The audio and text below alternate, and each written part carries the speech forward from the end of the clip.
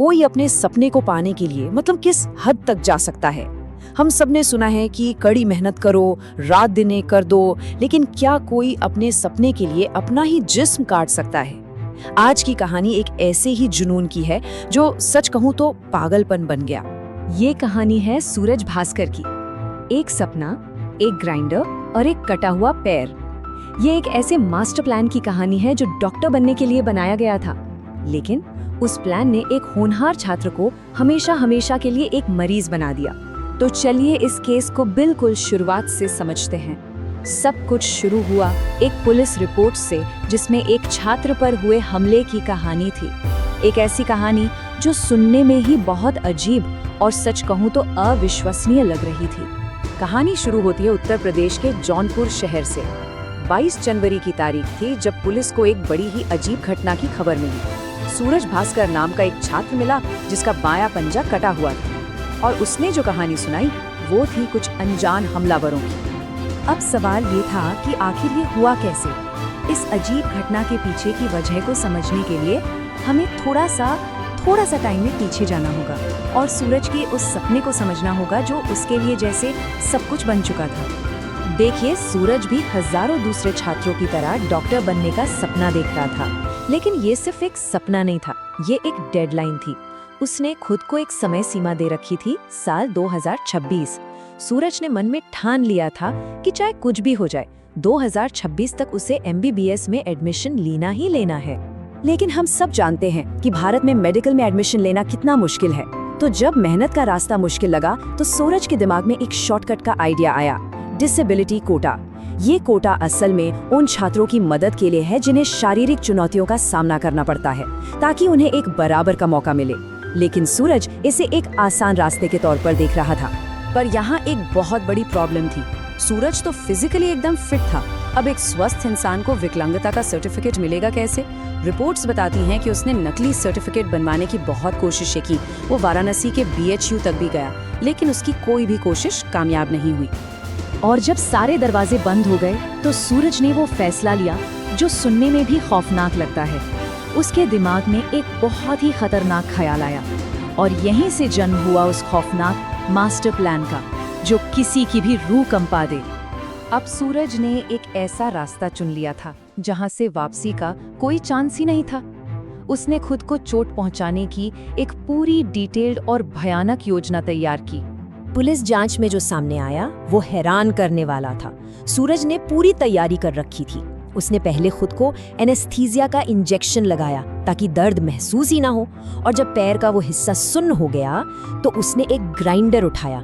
जी हाँ, वही ग्राइंडर जो लोहा या पत्थर काटने के काम आता है, और उससे अपना बायां पंजा काटकर अलग कर दिया। चलिए अब वापस घटना की रात पर आते हैं। पैर तो कट चुका था, लेकिन प्लान का दूसरा हिस्सा अभी बाकी था, इसे एक हमले की शक्ल देना। लेकिन कहते हैं ना, सच ज्यादा देर तक छिपता नहीं है। सूरज और उसके भाई ने मिलकर पुलिस को एक कहानी सुनाई। उन्होंने कहा कि 22 जनवरी की रात कुछ अनजान लोगों ने हमला किया, और जब वो सोकर उठा तो उसका बायां पंजा गायब था। पुलिस ने शुरुआत में उसकी बात पर भरोसा करके 2 अज्ञात लोगों के खिलाफ FIR भी दर्ज कर ली। लेकिन पुलिस को कहानी में कुछ झोल नजर आने लगा था। सबसे बड़ा रेड फ्लैग था टाइमलाइन। सूरज ने कहा कि घटना रात 12 बजे हुई। अब मेडिकल एक्सपर्ट्स के हिसाब से पैर कटने जैसी गंभीर चोट से कुछ ही देर में इतना खून बह जाता है कि इंसान या तो शॉक में चला जाता है या उसकी मौत भी हो सकती है। लेकिन सूरज 5 घंटे बाद भी पूरी तरह होश में था। ये बात मेडिकली लगभग नामुमकिन थी।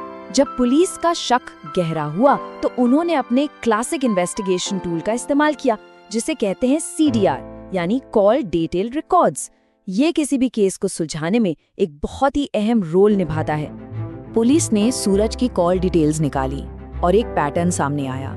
वो एक महिला मित्र से लगातार बात कर रहा था, खासकर घटना से ठीक पहले और बाद में भी। ये एक छोटा सा धागा था, लेकिन पुलिस को यकीन था कि यही उन्हें सच तक ले जाएगा, और हुआ भी वही। ये इस पूरे मामले का टर्निंग पॉइंट साबित हुआ। पुलिस ने उस महिला मित्र से पूछताछ की और सारा राज खुल गया। उसने कंफर्म किया कि सूरज ने 2026 तक MBBS में एडमिशन लेने के जुनून में ये सब किया था। इसके साथ ही मौके से मिले एनेस्थीसिया के इंजेक्शंस, वो ग्राइंडर और इलेक्ट्रॉनिक सबूत, सबने मिलकर ये साबित कर दिया कि वहाँ कोई हमलावर था ही नहीं। सूरज ने ये सब खुद किया था। इस पूरी कहानी का अंत बहुत ही दुखद है। एक सपना जो शायद मेहनत से पूरा हो सकता था, उसे एक शॉर्टकट ने हमेशा के लिए तबाह कर दिया। तो हुआ क्या? सूरज का डॉक्टर बनने का मास्टर प्लान शुरू होने से पहले ही फेल हो गया। उसने अपना पैर हमेशा के लिए खो दिया। फिलहाल वो अस्पताल में है, लेकिन जब वहाँ से छुट्टी मिलेगी तो उसे झूठी FIR लिखवाने और पुलिस को गुमराह करने के लिए कानूनी कार्रवाई का सामना भी करना पड़ेगा।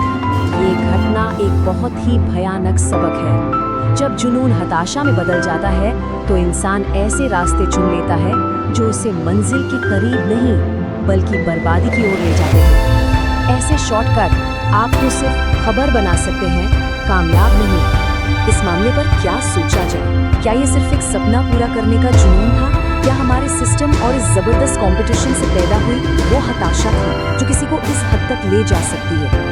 ये सवाल सच में सोचने पर मजबूर करता है।